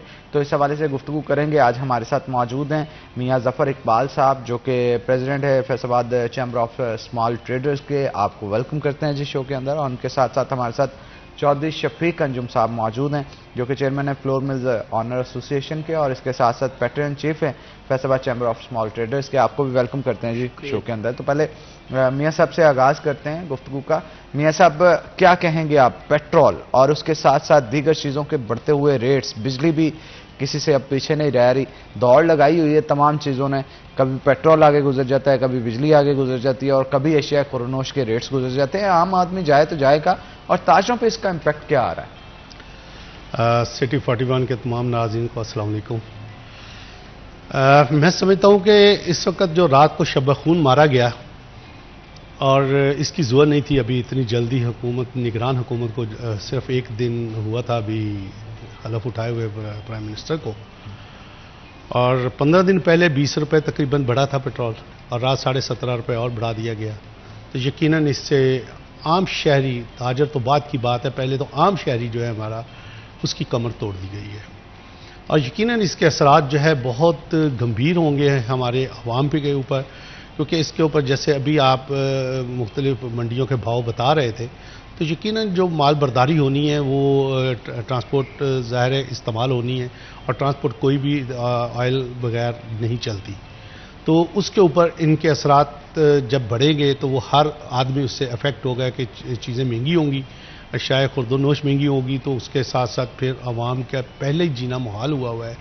اور لوگ پچھلے تو بل جو ہے اکثر سوشل میڈیا پہ بھی چل رہا ہے, کسی نے کو موبائل سیل کر کے دے دیا, کسی نے گھر کی کوئی چیز بیچ کے دے دی, کسی نے زیور بیچ کے دیا. تو اب نہ بجلی کا بل دینے کے قابل ہے عوام, نہ آمد و رفت کے ذرائع استعمال کرنے کے قابل رہی ہے.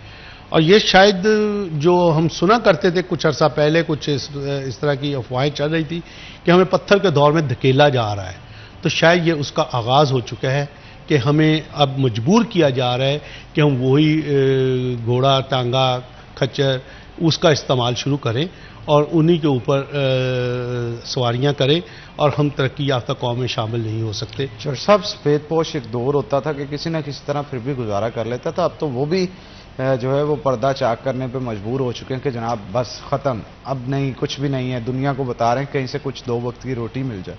نہ دیکھیں, میں ایک چیز سے بڑے کلیئر ہوں کہ سفید پوش والا لفظ تو اب ختم ہو گیا. سفید پوش تو ایک ماضی کی داستان بن کے رہ گیا ہے, اب تو سفید پوش کوئی نہیں رہا. اب تو ہر بندہ اس چکی میں پس گیا ہے کہ جو مہنگائی کی چکی ہے. میں ابھی ابراڈ کا وزٹ کر کے آیا ہوں, تقریباً 1 ماہ مختلف کنٹریز کا وزٹ کیا میں نے, تو میں نے دیکھا ہے کہ وہاں پہ لوگوں کو کوئی معاشی ڈسٹربنس نہیں ہے. بے شک وہ مزدور ہے, مزدوری کر رہے ہیں, اس کو 8-10 پاؤنڈ بھی پر آور مل رہے ہیں تو وہ اپنا خوشحال ہے, اس میں وہ مطمئن ہے. لیکن میرے ملک کے اندر مزدوری کرنے والا جو 25-30 ہزار 35 ہزار روپے سیلری لینے والا, اس کا گھر کا بجٹ کون چلائے گا, کس طرح کرے گی؟ گورنمنٹ کو احساس نہیں ہے اس بات کا. نہ ماضی کی گورنمنٹ جو ابھی ختم ہوئی ہے اس کو اس چیز کا احساس ہو رہا ہے, نہ موجودہ جو آئے ہیں انہوں نے تو بالکل آتے ہی اپنا کہتے ہیں کلہاڑا پکڑ لیا ہے اور کلہاڑے کے ساتھ وہ انسانوں کو ذبح کرنا شروع کر دیا.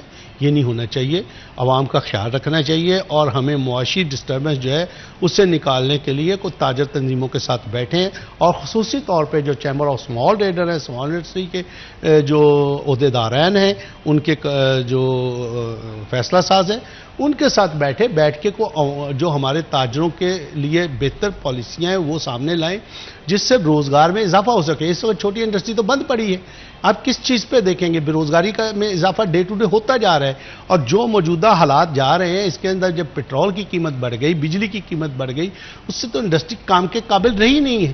تو یہ سکریپ بھی نہیں لے گا کوئی اس ملک میں, تو سکریپ بھی وکنا بند ہو جائے گا, اور لوگ کہاں پہ وہ مشینری سنبھال لیں گے؟ نہ کرائے دے پائیں گے, نہ کوئی پروڈکشن نکال پائیں گے. تو اس سے بربادی بڑھتی جائے گی. میں سمجھتا ہوں کہ اس چیز میں ہمیں ایسی پالیسیاں نہیں دینی چاہیے, بلکہ میں نے پہلے بھی کئی بار ذکر کیا آپ کے پروگراموں میں کہ دیکھیں کووڈ کے دوران واحد دنیا کی ایک ایسی معیشت تھی جو میں سمجھتا ہوں ترقی پذیر ممالک میں ہم واحد تھے کہ جنہوں نے کووڈ کے اندر اپنا جو کرنٹ اکاؤنٹ ہے اس کو سرپلس ہوا, وہ $2 بلین. 17 سال بعد پاکستان کی تاریخ میں یہ کام ہوا تھا, اور اس کے بعد اسٹیٹ بینک آف پاکستان نے 2056 ارب کے قریب لگ بھگ 0 ریٹ پہ سرکولیٹ کیے تھے انڈسٹری کو, گو کہ وہ کہا گیا تھا کہ چھوٹی اور درمیانے درجے کی انڈسٹری کے لیے, اور اس سے فائدہ سب سے زیادہ کارپوریٹ لوگوں نے اٹھایا. لیکن میں کہتا ہوں کہ اس سے بھی چلو کم از کم اس بات پہ مطمئن ہے کہ وہ پیسہ کاروبار میں لگا اور اس سے کاروباری حالات بہتر ہوئے تھے. پھر وہ 2 سال گزر گئے, وہ پیسے واپس ہو گئے. گورنمنٹ کو چاہیے کہ اس طرح کی پالیسیاں کو انٹروڈیوس کرے, اور خاص کر یہ نگران گورنمنٹ آئی ہے, ان کو تو چاہیے کہ یہ جو بھی ان کو ٹائم ملے 2, 4, 6 مہینے جو بھی انہوں نے اپنا الیکشن کے دوران کرنا ہے, تو یہ تو اپنی یاد چھوڑ کے جائیں کہ ہم نے یہ کام کیے تھے, اور لوگوں کو وہ یاد رہیں کہ جی فلاں وزیر اعظم آیا تھا اور اس نے آتے ہی ایسے معاشی جو پروگرام دیے تھے کہ جس سے لوگ خوشحال ہونا شروع ہو گئے اور خوشحالی آنی شروع ہو گئی. یہ کوئی ناممکن چیز نہیں ہے. یہ تاجر تنظیموں کے ساتھ بیٹھیں, ہمارے ساتھ بیٹھیں, اور ہمارے کچھ اور بھی ممبران دوست ہیں ان کے ساتھ ہم ان کو بلائیں گے, بلا کے بیٹھ کے آپ کو تجاویز دیں گے, آپ ان پہ دیکھیں, غور کریں, اور قابل عمل ہیں. ہم ایسا کوئی کام نہیں کہتے کہ جو ملک کے لیے نقصان دہ ہو یا جس سے ٹیکس آمدن نہ ہو سکے. یہ سب چیزیں ہم خود اس کو چاہتے ہیں کہ اس کے اندر شامل ہوں, اور اس کو شامل کیا جائے ہمارے تاجروں کو, تاکہ ہمارے خاص کر چیمبر آف اسمال ٹریڈر جو ہیں ان کو آپ آن بورڈ لیں, کیونکہ ہمارا مسئلہ سب سے بڑا چھوٹے تاجر کا ہے.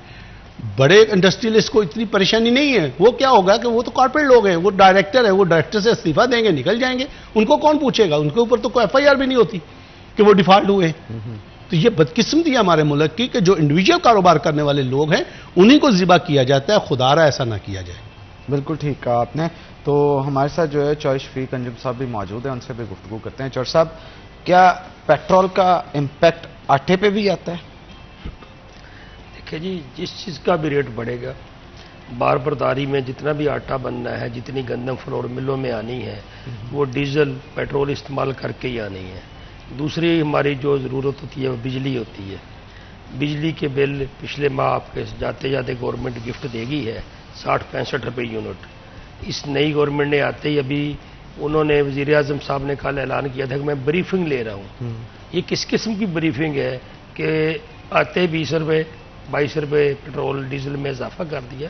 تو اس کے یہ فیصلہ کس کا تھا اگر انہوں نے بریفنگ لینی ہے اس پہ؟ تو یہ مجھے تو لگتا ہے کہ ایک ڈمی وزیر اعظم لایا گیا ہے, اس کو بس پرچی دے دی جاتی ہے کہ یہ اعلان کر دیا جائے, بس دیٹس آل. دیکھیں اس کا آپ پورٹ فولیو دیکھیں نا کہ اس سے پہلے اس کا تجربہ کیا ہے, کوئی وزارت اس نے چلائی ہے. اس ملک کو تو مذاق بنا دیا گیا ہے. ایسے لوگوں کو لایا جا رہا ہے جنہوں نے کبھی کوئی وزارت ہی نہیں چلائی. وہ صاحب ایک سینیٹر ہے, ٹھیک ہے, ابھی انہوں نے استعفیٰ دیا ہے, وہ وزیر اعظم پاکستان بنا دیے گئے ہیں جو دنیا کی 7ویں ایٹمی طاقت ہے. یہ دنیا میں مختلف چیزوں میں کچھ کہیں پہ 4تھے نمبر پہ ہے, کہیں پہ 5ویں.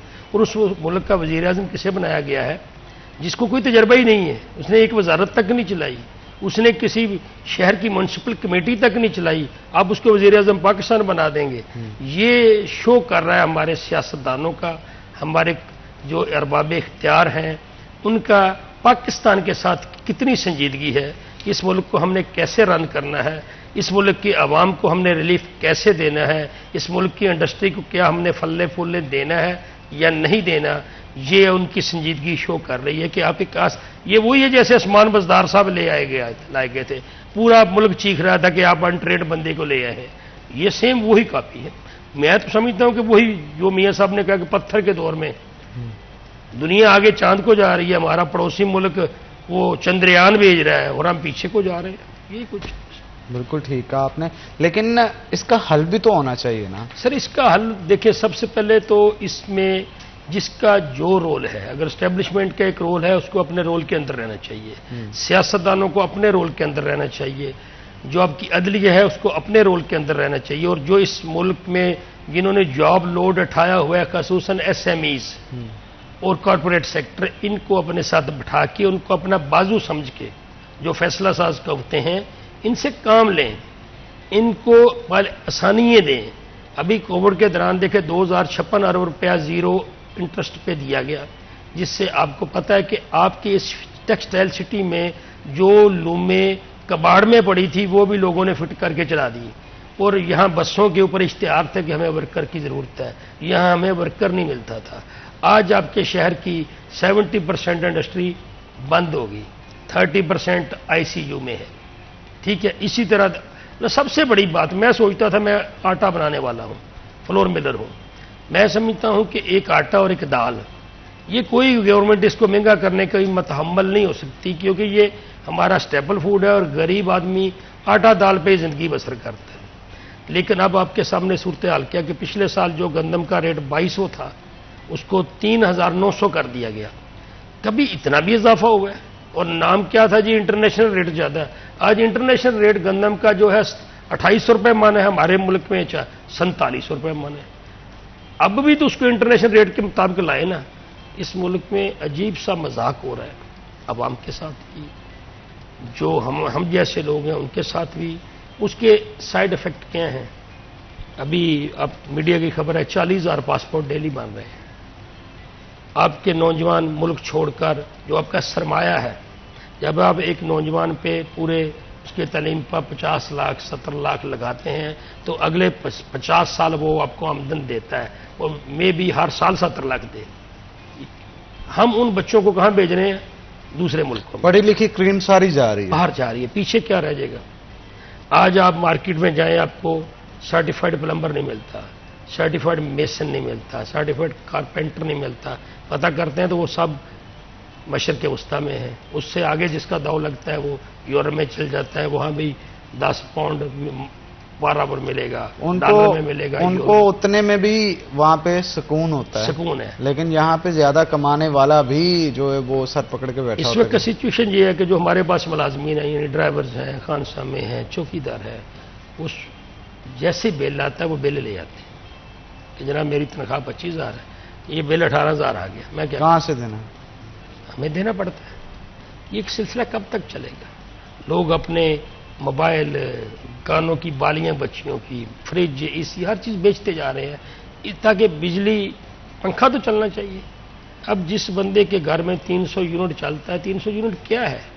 10 یونٹ ڈیلی، اس 10 یونٹ میں آپ اے سی نہیں چلا سکتے، آپ فریج نہیں چلا سکتے، صرف پنکھے، لائٹ، کوئی واشنگ مشین چل گئی، اس کے 10 یونٹ صرف ہو جاتے ہیں ایک فیملی کے۔ اور 300 یونٹ کا بل کتنا ہے؟ 22,000، 18,000، 19,000۔ کس طرح لوگ گزارا کریں گے؟ سمجھ سے چیزیں بالا تار ہیں۔ اب طبقے دو ہی رہ گئے ہیں، ایک غریب ہے، ایک امیر ہے۔ درمیانی طبقہ ختم ہے۔ امیر کو بھی تکلیف ہے، لیکن وہ کیونکہ افورڈ کر سکتا ہے، اس کے مختلف ذرائع سے آمدن آ رہی ہے تو وہ افورڈ کر جاتا ہے۔ غریب کیا کرے گا؟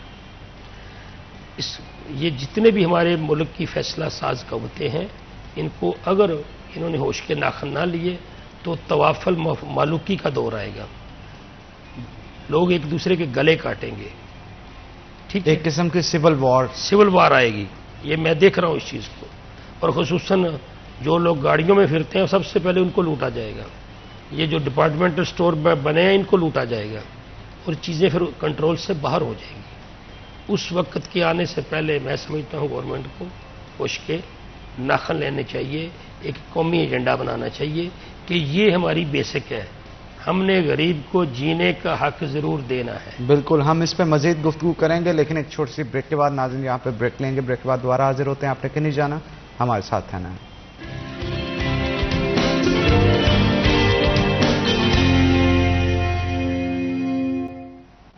ویلکم بیک ناظرین، بریک کے بعد خوش آمدید۔ میاں ظفر اقبال صاحب ہمارے ساتھ موجود ہیں، مزید گفتگو ان کے ساتھ کرتے ہیں۔ میاں صاحب، چھوٹا تاجر جو ہے وہ کتنے رہ گئے میں تو یہی پوچھوں گا اب، کیونکہ بہت ساروں نے تو بند کر دیا، میرا خیال مور دین 70% جو ہے وہ کاروبار چھوڑ کے اب نوکری ڈھونڈ رہے ہیں، کیا کہیں گے؟ میرے خیال میں تو اگر یہ کہا جائے کہ چھوٹے تاجروں میں اضافہ کتنا ہو گیا تو وہ زیادہ اچھا ہوگا، کیونکہ بڑی انڈسٹری تو تباہ ہو گئی۔ اچھا، ظاہر ہے وہ سارے چھوٹے ٹرکل ڈاؤن افیکٹ ہے نا، اب تو چھوٹے تاجروں میں آ گئے، اور جو چھوٹا تاجر تھا پہلے دکاندار تھا اب وہ مزدور بن گیا۔ تو یہی تباہی ہے اس وقت۔ جیسے میں نے پہلے بتایا کہ دیکھیں، حکومت وقت کا کام ہوتا ہے روزگار مہیا کرنا، انوائرمنٹ دینا، اور ایسی اسکیمیں انٹروڈیوس کرانا جس سے عام شہری مستفید ہو سکیں۔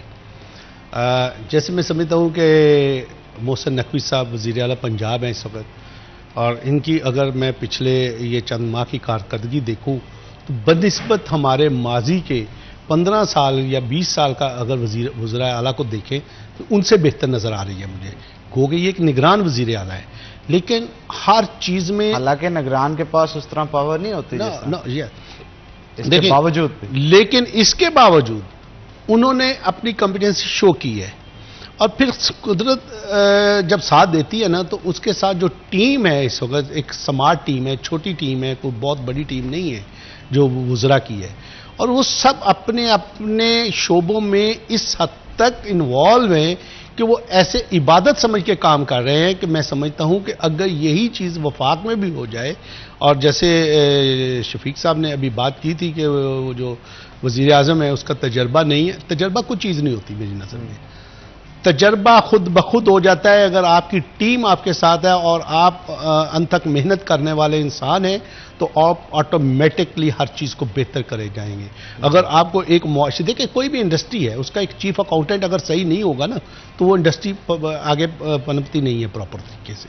مالک جتنا مرضی شارپ ہو، مالک جتنا مرضی بہتر ہو، اگر اس کا ٹیکنیکل جنرل مینیجر باقاعدہ کوالیفائڈ نہیں ہوگا نا تو وہ نہیں کر سکے۔ بہت سے ان پڑھ مالک ہیں جو انہوں نے بہت بڑی بڑی انڈسٹریاں چلا رہے ہیں، اس کی وجہ یہ ہے کہ انہوں نے بولڈ اسٹیپ لیے کہ اپنی ٹیم جو ہے وہ ایسے لوگوں پر مشتمل بنا لی جو اپنے اپنے شعبوں میں مہارت رکھتے ہوتے ہیں۔ تو اسی طرح ملک بھی جو ہوتا ہے اس کا بھی کام یہی ہوتا ہے کہ اب اگر وزیر اعظم کو موقع ملا ہے تو میں سمجھتا ہوں کہ اگر کوئی وزیر یا سابق وزیر اعلیٰ یا کوئی ایسے عہدے پہ بیٹھا ہوا ہے، ایڈمنسٹریٹو کے عہدے پہ بیٹھا ہوا شخص لگایا جاتا تو شاید وہ پرفارم نہ کر پائے جو موجودہ وزیر اعظم کر سکتا ہے میری نظر میں، اس کی وجہ کہ اس کے پاس سکوپ ہے، اس کے پاس پوٹینشیل ہے، اور اس کو اپنے جوہر دکھانے کا موقع ملا ہے کہ وہ اپنا آپ منوائے، اپنا آپ دکھائے، اور اس کے لیے ضروری ہے کہ عوام کو عزت دی جائے، عوام کو ایسے سٹیپ نہ لیے جائیں جس سے عوام میں آپ کے اداروں کی یا آپ کی یا ہماری گورنمنٹ کی سبکی ہو، جس میں عوام اسے نفرت کرے. یہ نہیں ہونا چاہیے. یہ ملک ہمارا ہے، یہ ادارے ہمارے ہیں، ان اداروں کو اپنا رول ادا کرنا ہوگا، اور اگر یہ صحیح رول ادا کریں گے، انصاف مہیا کریں گے، غیر قانونی جو کاروائیاں نہیں کریں گے، لوگوں کو خوف زدہ نہیں کریں گے، خوف کے سائے میں کبھی ملک نہیں پنپتے. وہ جب بھی جتنا سپرنگ کو آپ دباتے ہیں نا، جب وہ چھوڑ دیں تو وہ پھر اس کے سائیڈ افیکٹ بھی زیادہ ہوتے ہیں. تو لہٰذا ایسا کام نہیں کرنا چاہیے. اگر کوئی لوگ مشورے غلط دے رہے ہیں تو اس کے اوپر نہیں چلنا چاہیے. اور خصوصی طور پہ میں پھر واپس آؤں گا پنجاب کی طرف کہ موجودہ وزیر اعلیٰ محسن نقوی صاحب سے میری آپ کے چینل کے توجہ، بلکہ اس چینل کے ساتھ تو ان کا لگاؤ بھی بہت زیادہ ہے. تو یہ میرا ایک مشورہ ہے کہ پنجاب کے اندر آغاز کریں کہ آپ جو ہے S M E advisory council جو ہے، ہماری دیرینہ خواہش ہے کہ وفاق میں بھی ہو، پنجاب میں بھی ہو. تو میری یہ یہاں پہ تجویز ہے کہ وزیر اعلیٰ صاحب اس پہ فوری عمل کریں اور ایک باقاعدہ chamber of small trader, small industry سے نمائندے لے کے جو S M E advisory council ہے پنجاب کی وہ بنا لیں اور اس کے ساتھ بیٹھیں، مہینے میں ایک میٹنگ کریں اور اپنے جو خاص آفیسرز ہیں ان کو ساتھ بٹھائیں.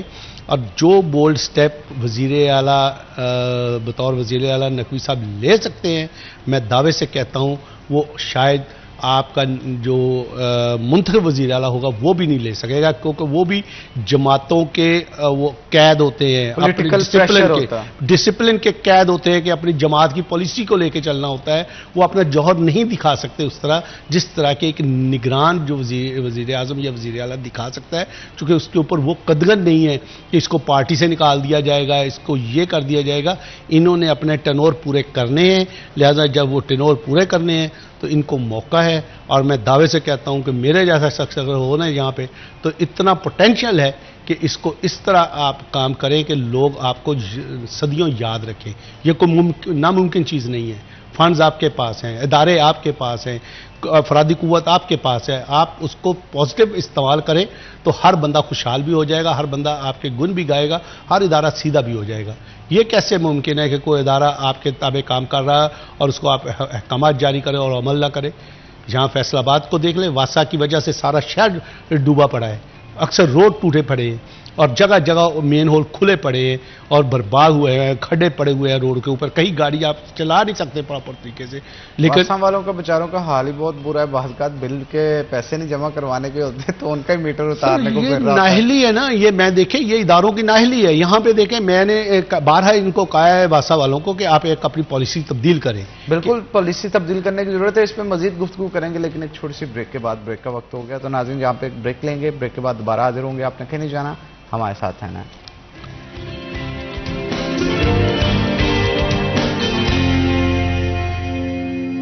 ویلکم بیک ناظرین. بریک کے بعد خوش آمدید. چودھری شفیق انجم صاحب ہمارے ساتھ موجود ہیں. مزید گفتگو ان کے ساتھ کرتے ہیں. چودھری صاحب جو صورتحال چل رہی ہے اس میں الٹیمیٹلی جیسے آپ بتا رہے تھے کہ ٹرانسپورٹیشن بھی فلورز کی کرنی ہوتی ہے. گندم آتی ہے، پھر گندم کو پسائی کے بعد اس کو آٹا بنا کے مختلف شاپس پہ آپ نے رکھوانا ہوتا ہے.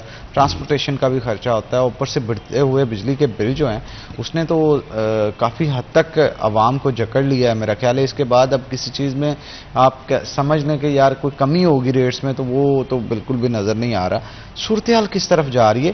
کیا اس مہنگائی کے دور میں بھی آپ دیکھتے ہیں کہ کوئی اسٹریٹجی ایسی بن سکتی ہے جس سے چیزیں سستی ہوں؟ بالکل. اگر آٹے کے حوالے سے سستا ہو سکتا ہے. کیسے چودھری صاحب آپ کچھ سجیسٹ کیجئے گا؟ سب سے پہلے پچھلے سال گورنمنٹ کی گندم کا ریٹ 2200 روپیہ تھا. اس میں کسان کو ریلیف دینے کے لیے مناسب اضافہ چاہیے تھا کہ 2200 سے آپ 2500 کر لیں، 2800 کر لیں. انٹرنیشنل مارکیٹ کو اگر میٹ کرنا ہے تو 3000 کر لیں. پچھلے سال انٹرنیشنل مارکیٹ ریٹ 3000 سے سٹارٹ ہوا تھا. انہوں نے اس کو اٹھا کر 3,900 کر دیا، 2200 سے 39۔ اب جو ورکنگ کیپٹل تھا فلور ملز کا وہ ٹائٹ ہو گیا، بینکوں کی طرف گئے تو پتہ چلا بھی مارک اپ اب سنگل ڈیجٹ سے نکل کر 25% پہ چلا گیا ہے، یعنی 8-9% سے اب وہاں سے بھی پیسے نہیں لے سکتے۔ نتیجتاً آپ کا حجم جو ہے سکڑ جائے گا، آپ کی ورکنگ کم ہو جائے گی۔ جب ورکنگ کم ہوگی تو ہر بیگ پہ اخراجات بڑھ جائیں گے۔ اب چاہیے یہ تھا کہ یہ مناسب اضافہ کرتے، اتنا ہیوج اضافہ نہ کرتے، لیکن کر دیا گیا۔ پچھلے سال انہوں نے کوٹا سٹارٹ کر دیا تھا جولائی میں، اس سے پچھلے سال کیا تھا مئی میں۔ اس وقت ابھی تک کوئی پروگرام نہیں ہے۔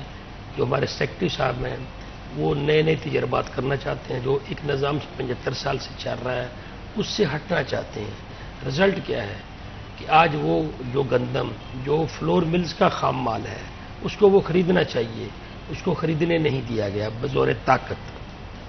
اب وہ گندم فلور ملز کے پاس ہے نہیں، جو گندم ہے وہ ذخیرہ اندوز مافیا کے پاس ہے، وہ اپنی مرضی کے ریٹ پہ بیچ رہے ہیں۔ آج فیصل آباد میں گندم کا ریٹ 4,700 روپیہ ہے، ٹھیک ہے جی۔ اگر زیادہ خریدار آ جائیں گے تو وہ 47-48 روپے چلی جائے گی، تھوڑے سے کم آئیں گے تو وہ 47 روپے ملے گی۔ اب اس کو خریدیں گے، پھر اس کے اوپر جو اخراجات ہیں بجلی کے، پسائی کے، پیکنگ کے، کرایہ وہ ڈالیں گے تو وہ ریٹ چلا جائے گا کوئی تقریباً 150 روپے کلو۔ اور اگر گورنمنٹ پچھلے سالوں کی طرح کوٹا شروع کر دے تو یہی ریٹ آ جائے گا 120 اور 30 کے بیچ میں۔ لیکن باوجود ہمارے کہنے کے، باوجود ہمارا مطالبہ کرنے کے، سیکرٹری صاحب کہتے ہیں نو۔ اس کا رزلٹ کیا ہے؟ ایک تو عوام مہنگے دموں آٹا کھانے پہ مجبور ہے، اور جیبیں کس کی بھر رہی ہیں؟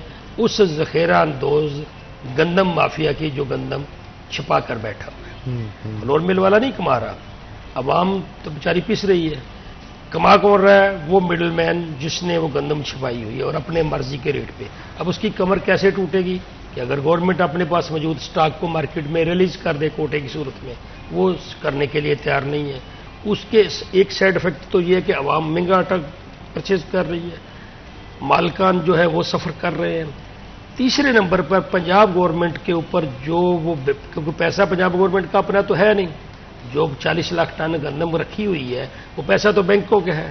اب پنجاب گورنمنٹ اس کا 25% مارک اپ 24% دے گی اس کے اوپر، وہ بھی الٹیمیٹ کس کے اوپر لوڈ پڑے گا؟ اس پنجاب کی عوام۔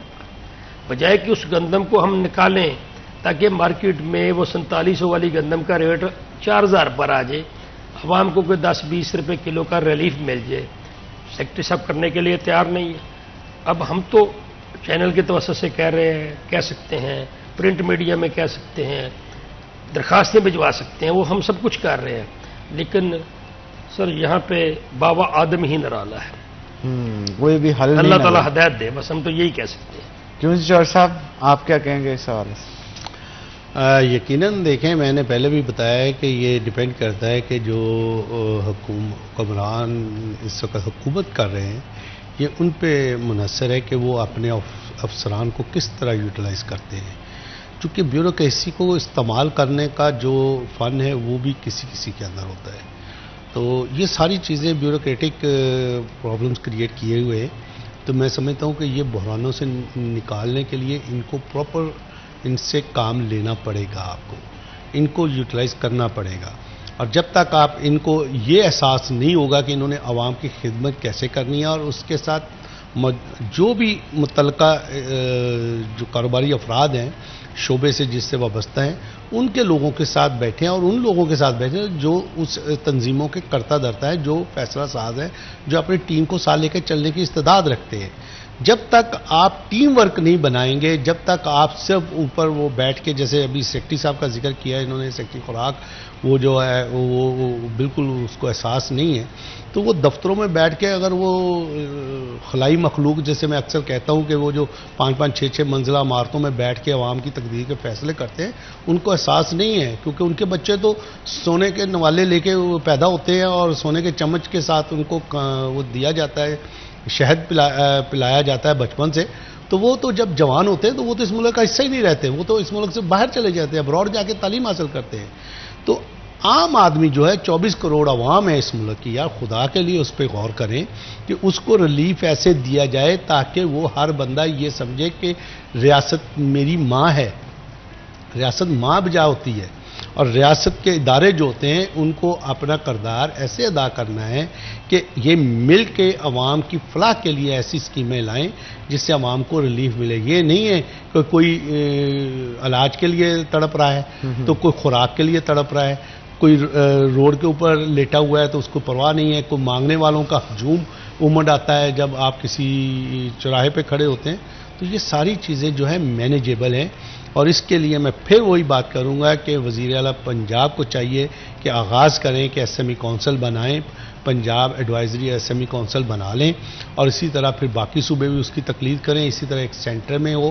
تو جب بھی آپ چھوٹے تاجروں کے ساتھ بیٹھیں گے، چھوٹے کاروباری افراد کے ساتھ بیٹھ کے اپنے ڈسکس کریں گے تو پھر آپ کو آسانی ہوگی ان کے مسائل حل کرنے کے۔ اگر آپ کارپوریٹ لوگوں کی ایڈوائزری کونسل بنا کے تو سوچیں کہ ہم چھوٹے تاجروں کے مسائل ان کے ذریعے حل کریں گے، ان کو احساس نہیں ہے، ان کو تو معلوم بھی نہیں ہے کہ چھوٹے تاجر کا مسئلہ کیا ہے، چھوٹا تاجر کس طرح قسم کسی سے اپنا گزارا کر رہا ہے، کسی سے کرایہ نہیں دیا جا رہا، کسی سے بجلی کا بل نہیں دیا جا رہا۔ میں سمجھتا ہوں آئے دن مسائل ہیں۔ پھر سب سے بڑا مسئلہ جو مارکیٹوں کے اندر ہے، ہم نے ایک فیصلہ آباد میں ڈسٹرکٹ کوآرڈینیشن کمیٹی بنائی ہوئی ہے، اس کے اندر بھی ایک آگے سب کمیٹی بنائی ہے کہ جو لین دین کے مسائل ہیں کاروباری افراد کے، اس میں لوگ اپلیکیشن دیں، اس کے ایڈیشنل کمشنر ایک اس کو ہیڈ کرتے ہیں، تو وہ درخواست دیں تاکہ ان کو بیٹھ کے سنا جائے، ان کے ساتھ بیٹھ کے اس کو بہتر طریقے میوچل انڈرسٹینڈنگ کے ساتھ اس کی ریکوری کرائی جائے۔ اب اگر آپ یہ سمجھیں کہ کوئی فراڈ کرتا ہے اور اس کے پیسے جو اس نے محنت کی ہے 5-7 سال 10 سال کی کمائی جو ہوتی ہے ایک ہی شخص ایک ہی دفعہ اس سے مال لے جاتا ہے، لے جا کے واپس نہیں کرتا، تو وہ فراڈ ہے، اور اس فراڈ سے اس سے نجات دلانی۔ اس کا مطلب یہ نہیں ہے کہ جا کے ایف آئی آر درج کراؤ اور پھر کورٹ سے ضمانت کرا لے اور وہ پیسے ہمیشہ کے لیے ڈیڈ ہو جائے، یہ نہیں ہونا چاہیے۔ ہم بار بار کہتے ہیں اگر کوئی بینک کا ڈیفالٹ ہے تو اس کے لیے بھی مسالتی کونسل ہونی چاہیے، اس کے بھی لیے بھی مسالتی لوگ ہونے چاہیے، اس وقت کا انتظار مت کیا جائے کہ اگلا کاروباری بالکل ڈیڈ ہو جائے اور اس سے ریکوری بھی ممکن نہ رہے۔ بالکل آپ نے ٹھیک کہا، اور یہ مسئلے ایسے ہیں کہ ان کو جتنی جلدی ہو سکے حل کرنا چاہیے۔ آپ دونوں کا بہت شکریہ، آپ آج کے شو میں آئے، قیمتی وقت نکالا۔ اسی کے ساتھ ناظرین آج کے پروگرام سے اپنے میزبان حنان بخاری کو دے اجازت، پھر ہوگی آپ سے ملاقات، تب تک کے لیے اللہ حافظ۔